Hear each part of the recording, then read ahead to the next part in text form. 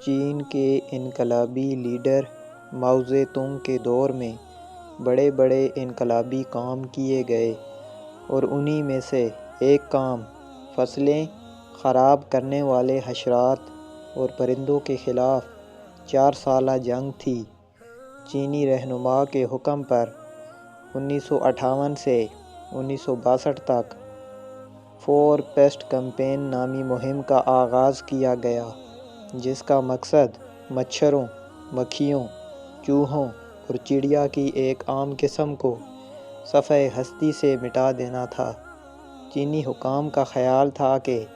یہ جاندار چاول اور دیگر فصلوں کو نقصان پہنچا رہے تھے، لہٰذا ان کے خاتمہ کے لیے ملک بھر میں مہم شروع کر دی گئی۔ اس مہم کے دوران لوگوں نے ان جانداروں کا ہر جگہ تعاقب کیا اور اگرچہ چڑیا کا اس مہم کا نشانہ بننا ایک حیرت انگیز بات تھی،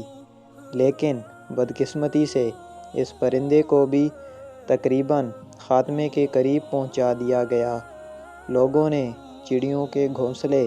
تباہ کر دیے، ان کے انڈے توڑ دیے، ان کے بچے مار دیے اور جہاں بھی کوئی چڑیا دانہ دنکا چگنے کی کوشش کرتی،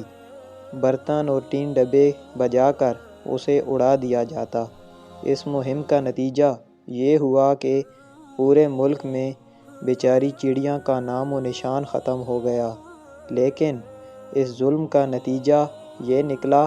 کہ چین پر قحط کا عذاب مسلط ہو گیا۔ ماہرین ماحولیات کا کہنا ہے کہ چڑیا کی نسل ختم ہونے سے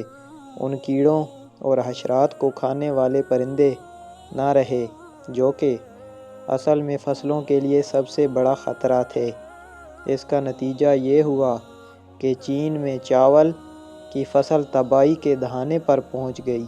جبکہ باقی فصلوں کو بھی کیڑوں اور حشرات نے بے پناہ نقصان پہنچایا اور پورے ملک میں قحط کا سماں پیدا ہو گیا جو تقریباً 2 کروڑ لوگوں کی موت کا سبب بنا۔ اگرچہ چینی حکومت چڑیوں کی نسل ختم کرنے پر بہت پچھتائی اور عوام کو احکامات دیے گئے کہ وہ چڑیا کے خلاف کارروائیاں بند کر دیں، لیکن